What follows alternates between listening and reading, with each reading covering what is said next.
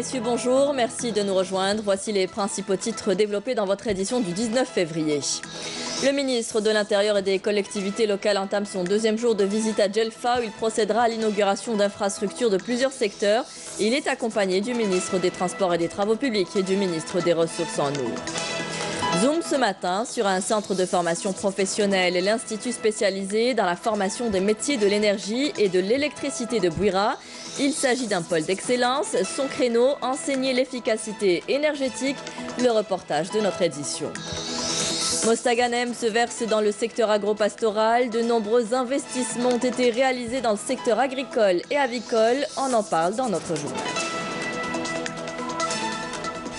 Bonjour à tous et bienvenue. Le ministre de l'Intérieur, des collectivités locales et de l'aménagement du territoire poursuit sa visite de travail pour le deuxième jour dans la wilaya de Djelfa où il procédera à l'inauguration d'infrastructures de plusieurs secteurs. Nordin Bedoui est accompagné du ministre des Transports et des Travaux publics Abdelghani Zalen et du ministre des Ressources en eau Hossein Nassib.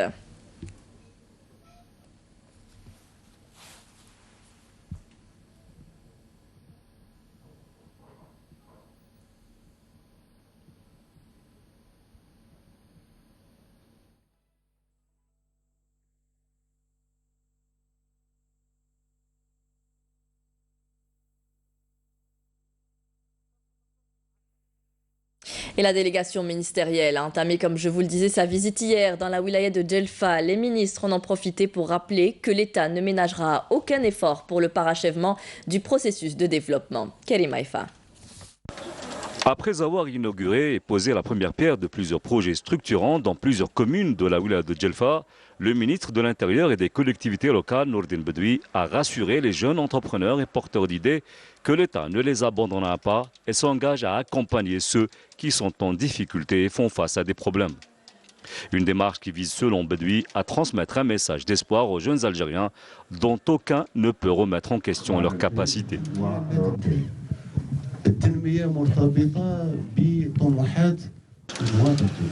Le développement a un lien direct avec les ambitions du citoyen algérien, qu'il soit dans la wilaya de Djelfa ou dans une autre wilaya du territoire algérien.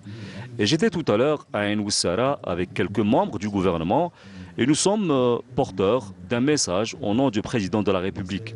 Un message positif, un message qui appelle à la poursuite du développement parce qu'aujourd'hui la feuille de route est claire, une feuille de route pensée en 1999.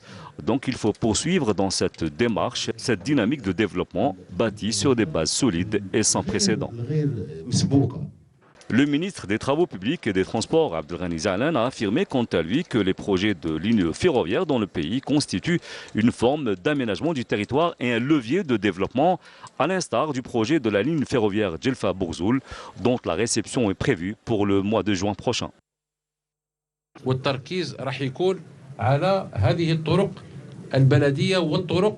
La priorité sera accordée aux projets touchant aux chemins communaux et de wilaya. Par ailleurs, et comme je l'ai déjà dit, la wilaya de Djelfa a beaucoup de chance de par sa situation géographique avec beaucoup de routes et de lignes ferroviaires qui se croisent.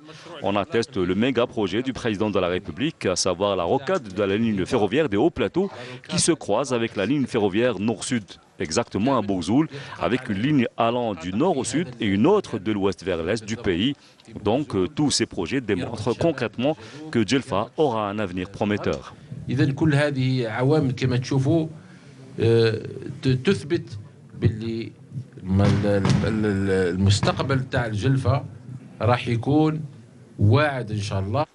De son côté, le ministre des Ressources en eau a fait état de la prise en charge de la station d'épuration des eaux usées de Ennoussara et d'un projet similaire dans la ville de Messaad après la levée de gel sur ces projets. Grâce à la décision du président de la République, on a levé le gel sur tout le programme de la wilaya de Djelfa touchant au projet d'assainissement et à la protection des villes contre les inondations avec une enveloppe financière de l'ordre de 460 milliards de dinars dont va bénéficier un grand nombre de communes. La prochaine présidentielle était également à l'ordre du jour. Bedoui dira à ce propos que le peuple algérien est un peuple souverain, conscient des défis qui l'attendent et de la liberté de choix dont il jouit.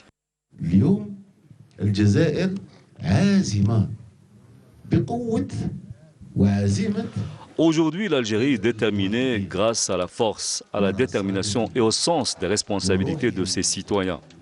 Aujourd'hui, on peut débattre et discuter sur tous les sujets et on peut même se critiquer mutuellement parce qu'on vit dans un État qui a des institutions issues de la Constitution algérienne qui garantit la liberté d'expression, une liberté fondamentale qui est aujourd'hui un acquis dont on doit être fier en tant qu'Algérien et dont on doit sauvegarder et protéger, comme on doit sauvegarder tout ce qui a été déjà réalisé, en premier lieu la paix, la sécurité et la quiétude dont on jouit aujourd'hui.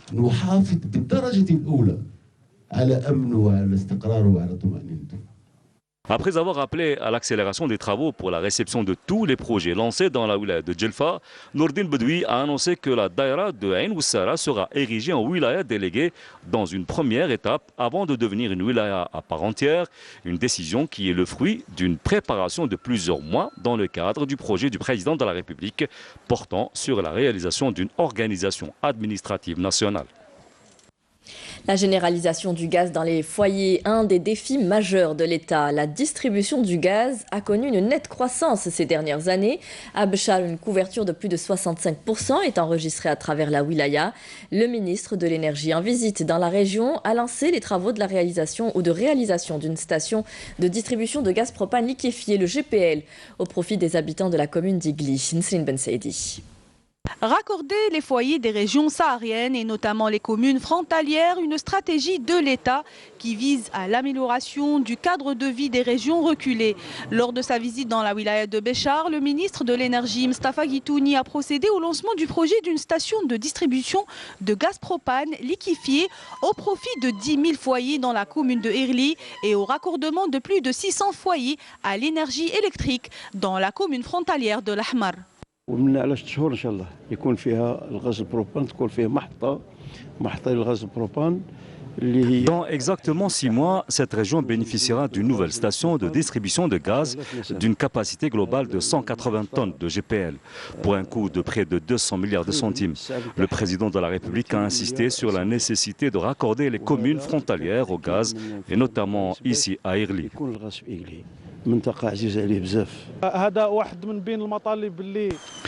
Dieu merci, nous avons enfin le gaz ici. Nous avons demandé maintes fois le raccordement de cette commune au gaz. Grâce au programme de l'État, ce projet est enfin concrétisé.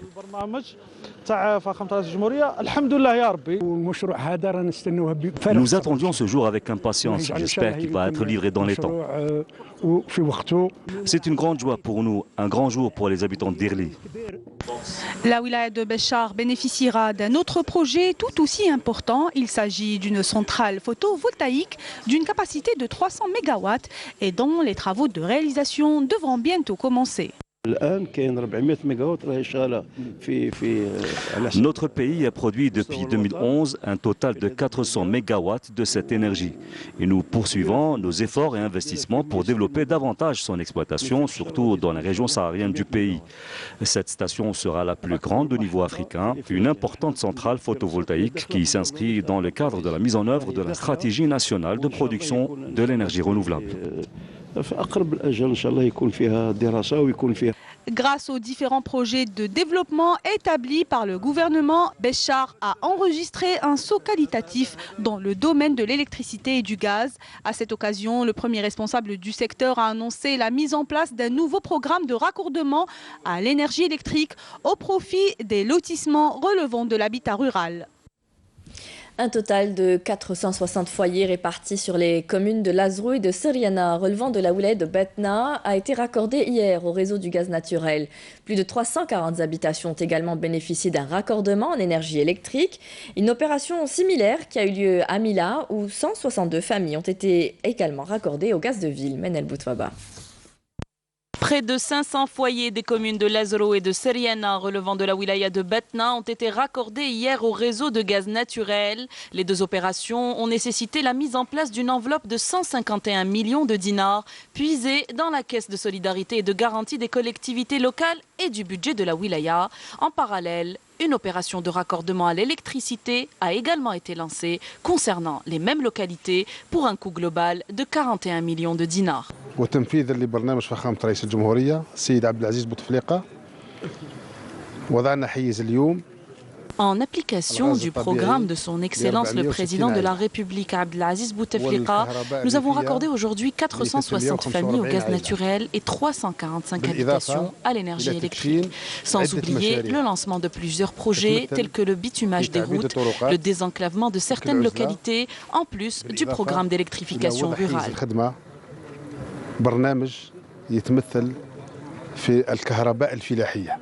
On a longtemps souffert de l'isolement, sans gaz, sans électricité, sans route.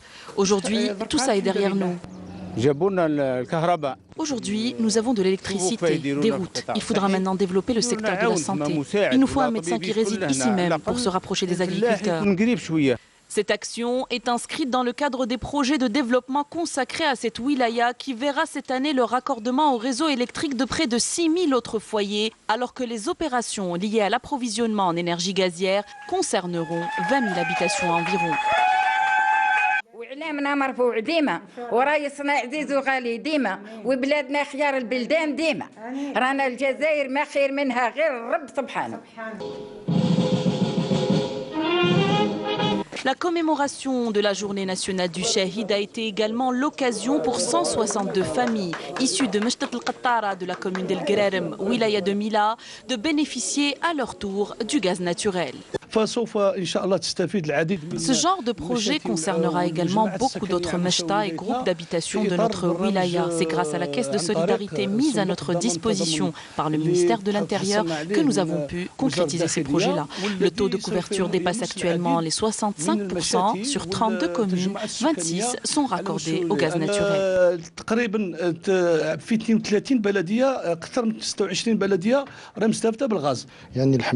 Nous avons beaucoup souffert. Aujourd'hui, nous sommes raccordés au gaz et c'est une excellente chose. Les gens pourront enfin souffler. Ce raccordement est une bénédiction pour nous. Aujourd'hui est un grand jour. Une cérémonie a également été organisée à l'occasion de la journée nationale du Shahid où des moudjahidines et des ayants droit ont été honorés. Je vous en parlais en titre. L'Institut spécialisé dans la formation des métiers de l'énergie et de l'électricité de Bouira, un pôle d'excellence, un centre issu de la coopération algéro-française et qui enseigne l'efficacité énergétique. Son objectif, développer une formation professionnelle de pointe. On vous propose une immersion dans ce centre avec Amel Messaïd.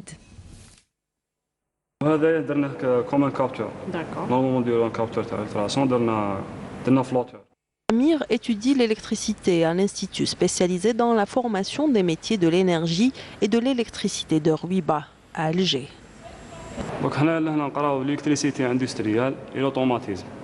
Il existe à travers le territoire national plusieurs centres de formation en électricité. Mais ce pôle d'excellence a une particularité, l'efficacité énergétique.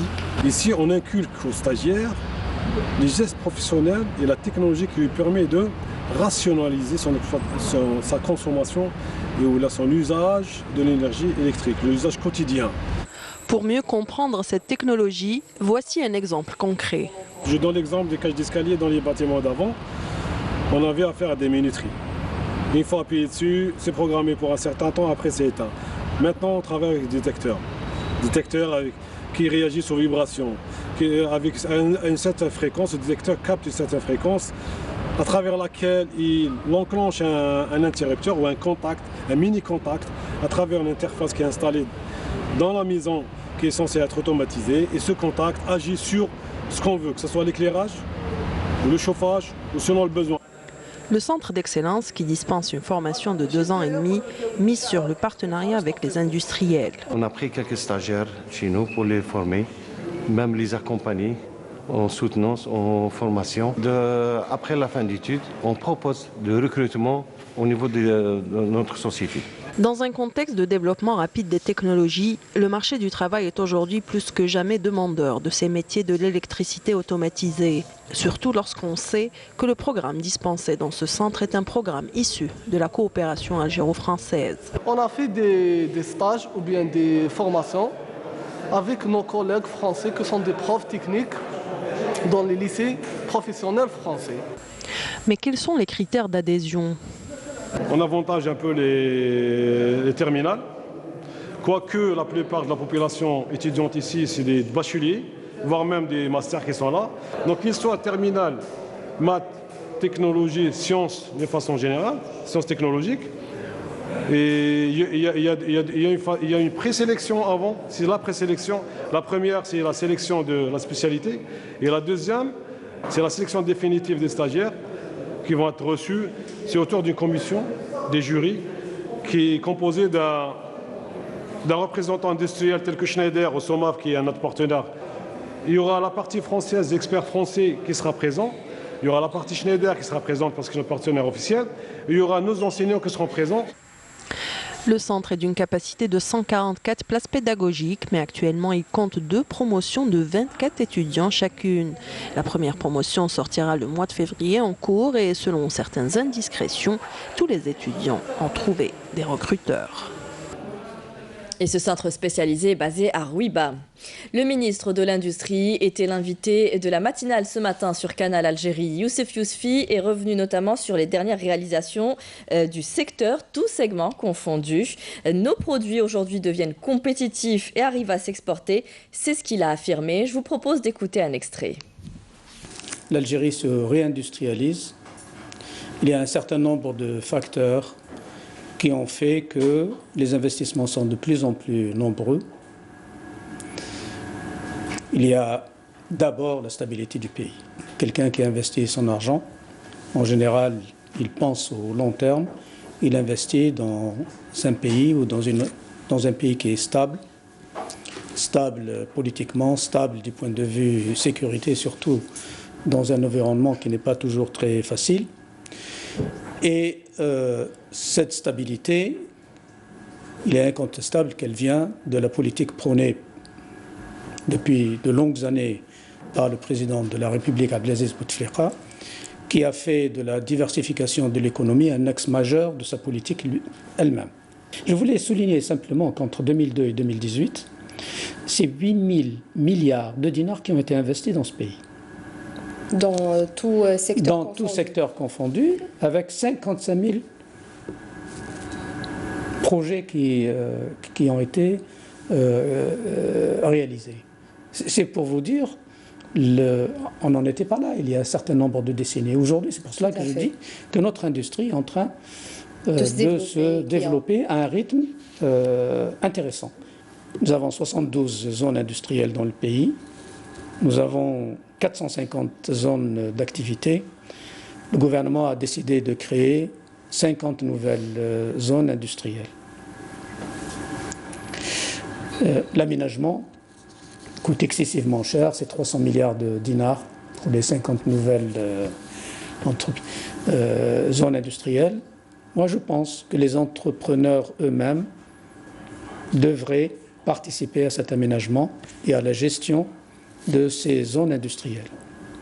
Le deuxième grand problème, et je l'ai dit à beaucoup d'entrepreneurs avec toute l'amitié,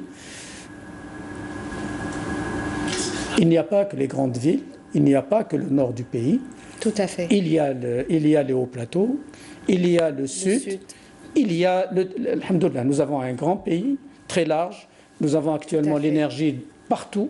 Nous avons une main-d'œuvre qualifiée partout. Il faut qu'ils aillent. J'ai dit que le douar, ce n'est plus votre douar d'origine. Votre douar aujourd'hui, c'est l'Algérie. L'Algérie se réindustrialise. L'industrie est jeune, elle est dynamique, elle est innovante et elle utilise des technologies de plus en plus modernes. Et ses gestionnaires ont beaucoup de courage et j'ai plein de confiance dans leur succès.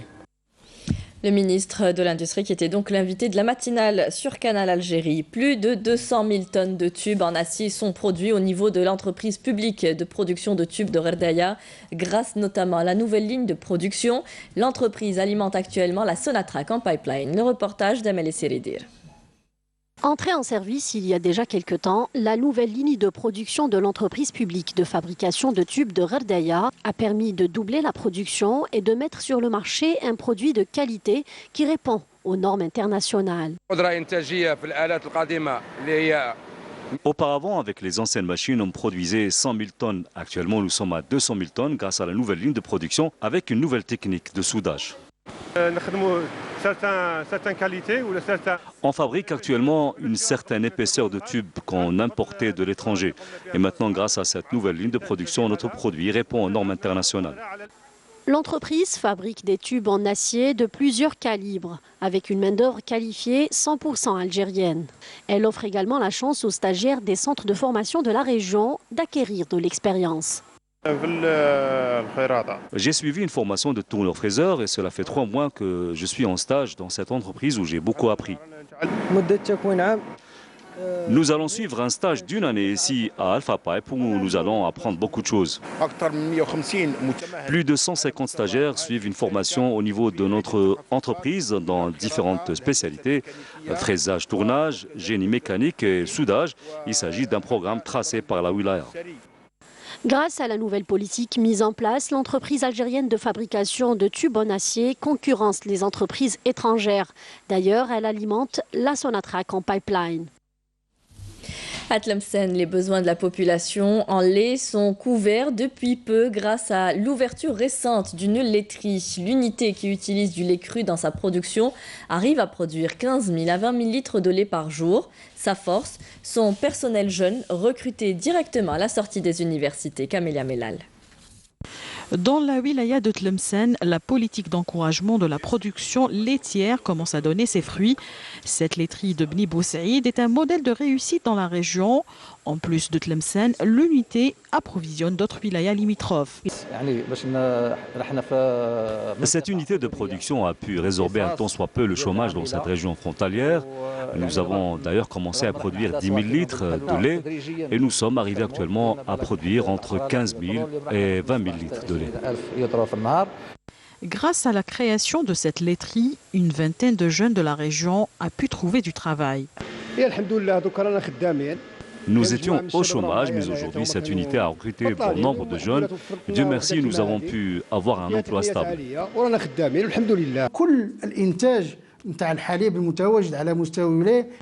Nous collectons tout le lait frais de la wilaya pour ensuite le distribuer à travers les laiteries de la région. Le but est d'offrir du lait frais et sain aux habitants. Et de ce fait, nous allons éradiquer complètement la maladie de la brucellose qui est transmise même à l'homme à travers le lait. Ainsi, de tels projets ambitieux permettent de subvenir aux besoins de la région et participent de même au développement de l'économie locale et nationale. Le pôle économique de Mostaganem se développe grâce à l'émergence de nouveaux projets d'investissement dans différents domaines. L'agriculture et l'aviculture arrivent en tête dans cette région à vocation agropastorale. Camélia Hammoum, Hassiba Abdallah. D'année en année, Mostaganem se développe dans le domaine économique de façon remarquable. Les investisseurs affluent sur cette ville côtière à vocation agricole pour développer des projets importants de tout genre, comme ce complexe avicole à Stydia qui produit plus de 40 millions d'œufs par an. En janvier 2015. Notre projet de poule pondeuse a été lancé en janvier 2015. En ce qui concerne le poulet de chair, nous avons commencé en 2011. Et nous avons atteint une production de 760 tonnes de viande blanche par an. Nous avons actuellement 36 employés permanents et de 6 jusqu'à 40 employés saisonniers. Ce projet est l'un des 12 complexes qui activent dans ce domaine au niveau de la wilaya de Mostaganem, avec une capacité de production dépassant les 200 millions d'œufs par an. Parmi les grands projets d'investissement que connaît Mostaganem, on y trouve cette exploitation agricole, une sorte de pépinière spécialisée dans la production de plants de légumes.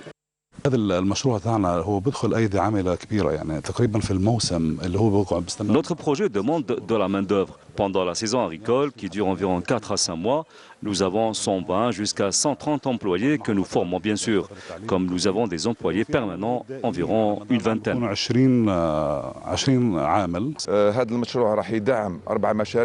projet vient s'ajouter à 4 autres exploitations agricoles déjà en activité pour élever la capacité de production à 140 millions de plants de légumes par an. Ce qu'a atteint Mostaganem aujourd'hui sur le plan économique n'est plus le fruit du hasard. Pour développer et varier l'économie locale, les autorités ont fait beaucoup d'efforts, notamment en accordant des facilitations en guise de soutien aux investisseurs ambitieux. Une cache contenant des armes et des munitions a été découverte hier lors d'une opération de recherche menée par un détachement de l'armée nationale populaire à Taman al-Assad, selon un communiqué du ministère de la Défense nationale. La cache d'armes contenait une mitrailleuse de type Diktaryov, un fusil semi-automatique de type Simonov, un fusil à répétition, 8 obus de calibre 5,7 mm, 20 grenades FLG, 12 fusées, ainsi que plus de 1700 balles de différents calibres, précise le communiqué. Dans le même contexte, des détachements combinés de l'ANP ont arrêté 3 éléments de soutien au groupe terroriste Atism Silt, Alger et Blida.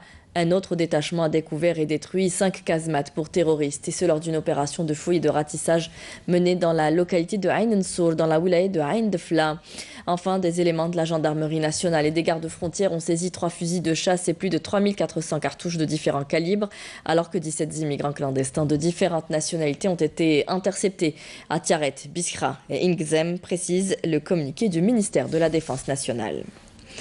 Dans l'actualité internationale, 3 policiers ont été tués hier soir au Caire dans l'explosion d'un engin pendant qu'ils poursuivaient un homme soupçonné d'avoir posé une bombe la semaine dernière près d'une mosquée. C'est en bref et résumé par Naïma Haouch ce matin. 2 policiers ont été tués ce lundi au Caire dans l'explosion d'un engin pendant qu'ils poursuivaient un homme soupçonné d'avoir posé une bombe la semaine dernière près de la mosquée Al-Azhar dans le centre de la capitale.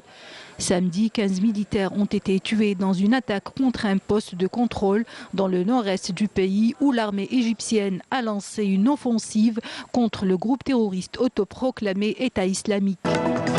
Retranchés dans leur ultime réduit dans l'est de la Syrie, les combattants de l'organisation terroriste autoproclamée État islamique n'ont d'autre choix que la capitulation, a averti l'Alliance arabo-kurde qui mène une guerre sans merci dans la région. Hier, au moins 24 personnes, dont 16 civils, ont été tuées dans un double attentat dans la ville d'Idlib. Le chef de la mission d'observateurs de l'ONU chargé de faire appliquer la trêve dans la ville portuaire de Hodeïda a rencontré les représentants des parties belligérantes au Yémen. Le Conseil de sécurité doit tenir aujourd'hui une réunion sur la crise dans ce pays. L'ONU a déjà alerté sur l'aggravation de la crise humanitaire au Yémen, présentée comme la pire au monde en raison de la poursuite du conflit. Les autorités russes lèvent l'état d'urgence qui a été décrété dans un archipel de l'Arctique face à un afflux de dizaines d'ours polaires agressifs, des animaux affectés par le réchauffement climatique et la fonte des glaces. L'archipel de Nouvelle-Zambie est confronté à ce phénomène depuis décembre dernier, mais l'état d'urgence avait été décrété le 10 février après des cas d'attaque d'ours polaires dans la rue et de leur intrusion dans les immeubles d'habitation. Retour au pays, Saïd Debledji, un artiste plasticien versé dans l'art semi-abstrait. Il expose actuellement ses œuvres à la galerie Iflou Design à Alger jusqu'au 1er mars. L'artiste, enseignant en art visuel à l'université de Mostaganem, participe également à des expositions internationales. Nessiba Jaïdir.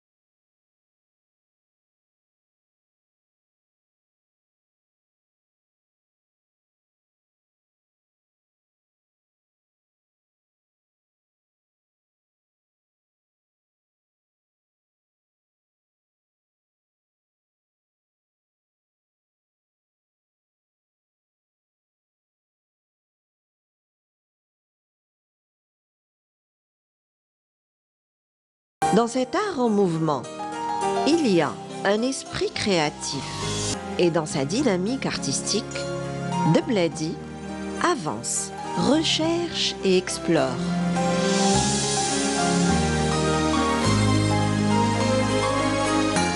Il nous dévoile un univers chargé de questionnements et de suggestions. Sa palette contemporaine nous fait part de son vécu, de ses préoccupations dans une société en pleine mutation. Cet enseignant à l'université de Mostaganem reste très attentif à tout ce qui l'entoure. Saïd Bladi nous offre en partage des œuvres aux dimensions profondément humaines.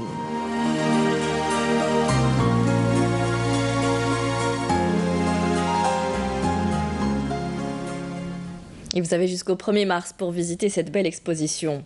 On terminera ce journal avec un mot de sport, football, 2 derbies alléchants. CR Belouizdad, Nehdu Sendé et USM Annaba Sétif seront au menu de la première partie des quarts de finale de la Coupe d'Algérie de football prévue aujourd'hui.